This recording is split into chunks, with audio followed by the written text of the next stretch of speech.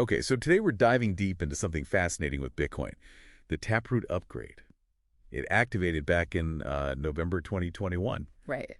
and it was sold mostly as, a privacy and efficiency thing. Yeah, that was the headline. Make complex stuff look simple on-chain. But the kicker is what it actually enabled. An entirely new way to issue assets, like stablecoins, directly anchored to Bitcoin. Suddenly, Bitcoin's potentially stepping into the ring with Ethereum in that huge stablecoin market. It's quite the story. Maybe unintended consequences, maybe just really clever planning, hard to say. But Taproot, which bundled things like Schnorr signatures, TapScript, it laid the groundwork. By making complex contracts look simple. Exactly. That fundamental shift created the, let's say, cryptographic space needed for the Taproot Assets protocol, which, launched just last year. Okay, let's unpack the tech a bit, because it seems like Schnorr signatures, BIP 340, that's where the magic starts. Something to linearity. Absolutely. Linearity is the key mathematical property. Before Schnorr, if you had a multi-sig wallet, maybe 3 people needed to sign. The blockchain saw all 3 keys, all 3 signatures, clunky. Right. With Schnorr's linearity, those 3 parties can combine their keys into one single public key and their signatures into one single signature, mathematically. So, wait. For the blockchain itself, that complex 3-person transaction now looks identical. Identical to a simple, basic one-person payment. Wow. Well, that's the genius. Huge win for privacy, obviously. Better fungibility, too, because complex transactions don't stand out anymore. And less data means lower fees. and TapScript fits in here, how?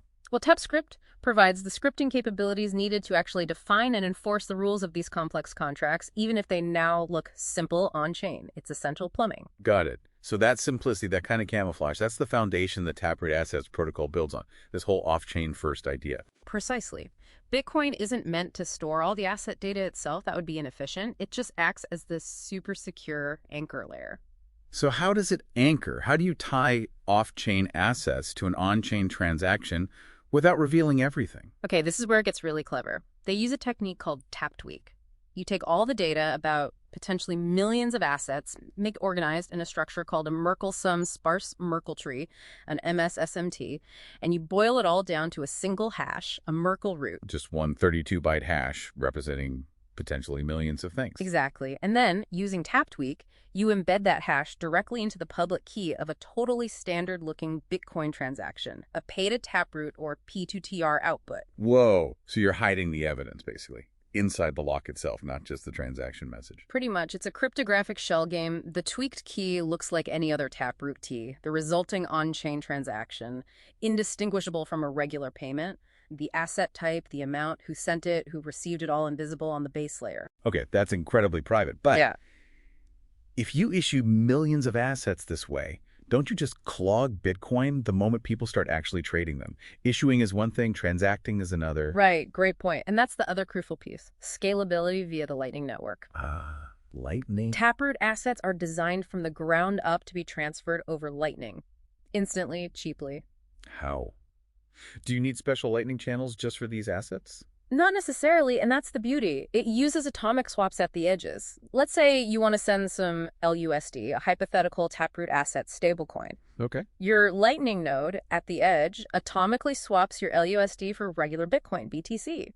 That BTC payment then routes across the existing Lightning network. The intermediate nodes just see normal Bitcoin. Exactly. They have no idea it represents an asset. Then, when it reaches the recipient's node, another atomic swap happens.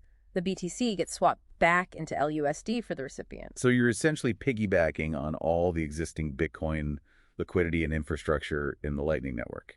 You got it. It avoids that whole cold start problem of needing dedicated channels and liquidity for every new asset.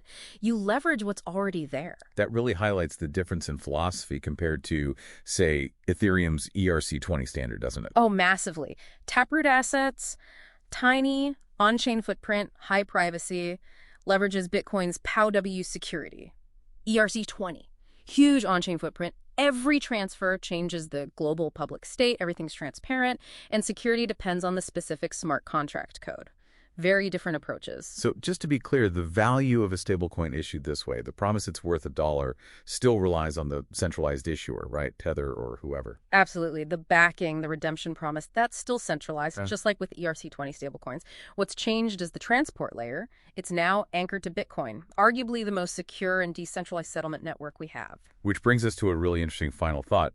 If this takes off, if stablecoins and other assets start moving heavily via Taproot Assets and Lightning, all that activity, the minting on-chain, the channel opens and closes, the routing fees, it drives up demand for Bitcoin block space. It creates a potentially massive utility-driven fee market. Precisely. And that's critical for Bitcoin's long-term security, as the block subsidy reward for miners keeps decreasing over the halvings. Transaction fees need to take over to incentivize miners to secure the network. Exactly. So the provocative question this leaves us with is, could the success of protocols like Taproot Assets, by creating this robust demand for block space, be the key to ensuring Bitcoin's economic security long after the block subsidy becomes negligible? That's something for you to really chew on.